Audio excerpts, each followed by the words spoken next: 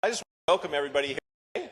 Thank you for coming out on a, what is it, Thursday? I'm confused. I flew in town yesterday.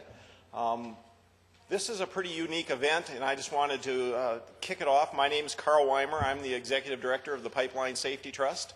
I was invited here today by the Mayor's office in Salt Lake City to help discuss pipeline safety issues a little bit. I just wanted to, as we get going here today, to talk about, I've done this for a little over 13 years now. Just to tell you a little bit about myself so you know my perspective, because I think you'll hear a lot of speakers up here today talking from different perspectives, and we kind of all bring our own baggage to this. The Pipeline Safety Trust kind of came into being almost 13 years ago when there was a terrible tragedy in Bellingham, Washington. I'm from Bellingham, Washington, up in the northwest corner of Washington State. The real Washington, not that other silly place on the East Coast. In June in 1999, a pipeline ruptured in the middle of our town and dumped 250,000 gallons of unleaded gasoline into a creek, a salmon stream that runs right through the middle of town.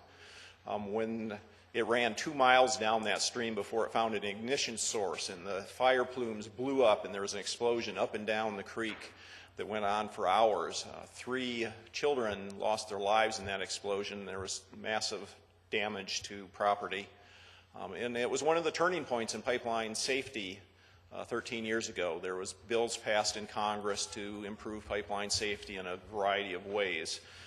So it was a wake-up point.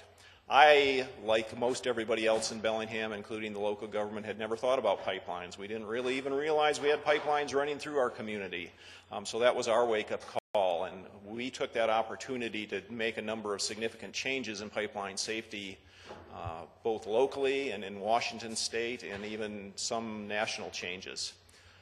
So that's kind of where the Pipeline Safety Trust grew out of. There was a big criminal settlement of that tragedy back there, and when the federal prosecutors looked at the company that had been running the pipeline in Bellingham, they were so aghast at the way that company had operated and maintained that pipeline and the way that the regulators had overseen the operation of that pipeline, that they went to bat for setting aside $4 million of that criminal settlement to create the Pipeline Safety Trust, to be a national watchdog to kind of keep an eye on both the pipeline operators and the pipeline regulators. And I'm going to talk more about our perspective about that a little later. I don't want to get too deep into that. So that's kind of the baggage I brought. You know, for the first 2 years after Bellingham, and there's people you'll be hearing from, Chris Hoydell from the feds, you know, spent a lot of time in Bellingham, had a lot of quality hours there listening to us, me, rant and rave, and, you know, there was lots of anger, lots of sorrow, lots of consternation. Luckily, some of us have grown past that now and are really trying to use the awareness that that tragedy brought to us to make things better all over the country. And I think that's really what this is here today. Looking at what's gone on in Salt Lake over the last almost 2 years now, it's kind of amazing from a perspective, a national perspective, because you had what was a terrible spill here in your community. It wasn't as bad as other ones we've seen, but it was bad for you. And I have seen that's been really fairly unique here in Salt Lake City compared to lots of maybe even bigger tragedies is the way Salt Lake City has been trying to hold on to this to cause change and improvements also. And a lot of that seems to be coming from the mayor's office and probably the mayor himself, looking at, okay, we have this awareness now of pipeline safety. How do we use that awareness to do something good for the community? And the local community did a lot of smart things that I have not seen other communities do, and I'm going to show some tapes in a while of tragedies that have happened in the last couple of years. Salt Lake City is really pretty unique in the way they brought in some independent experts to look at technical issues about pipeline safety, to kind of give that independent view of whether the regulators and the company were doing the right thing. They brought in people to talk about public awareness, to talk about cleanup. They formed an ombudsman's position to really create a kind of a firewall, so people who had been affected by the pipeline spill had a place to go where there was really an independent person they could go to. And even, over a year and a half ago, Salt Lake City, the mayor's office was already thinking about, okay, how do we build on the tragedy that has affected us to make things safer on into the future? So they started thinking about things like setting up the workshops that happened here a couple weeks ago, this conference today, and a report that will be coming out of this, to build not only so you're not focusing just on the Chevron spills, but looking at all the other issues about pipelines in the Salt Lake Valley that people probably haven't thought about.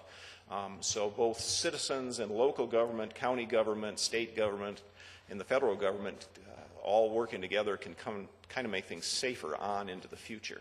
That's been a really unique perspective that Salt Lake City government and the mayor's office in particular has brought to this. And I think sometimes when you're in your own little tragedies and you're dealing with your own settlement agreements and stuff, it's hard to you lose sight of that. But from a national perspective, the way the Salt Lake City government has tried to deal with this, I think, has been pretty amazing and unique compared to other places that have had even larger tragedies. So that was just kind of the kickoff. We're going to really let the person who has led some of this kick off this conference this morning, and then I'll be back up here talking about some of the stuff. I just wanted to say the way this is going to work over the next 2 days is we know there's a lot of people that still have concerns about the Chevron spills. We're going to start at the 30,000-foot level, talk about pipeline safety, a lot of the things that have gone on in the last almost 2 years since you had the spills here in Salt Lake City. And so we're going to start at the national level, and we're going to work our way down. And tomorrow there will be a couple sessions that are fairly specific to the Chevron spills. So we're hoping people leave after 2 days with a much better understanding of Salt Lake City, both nationally and locally.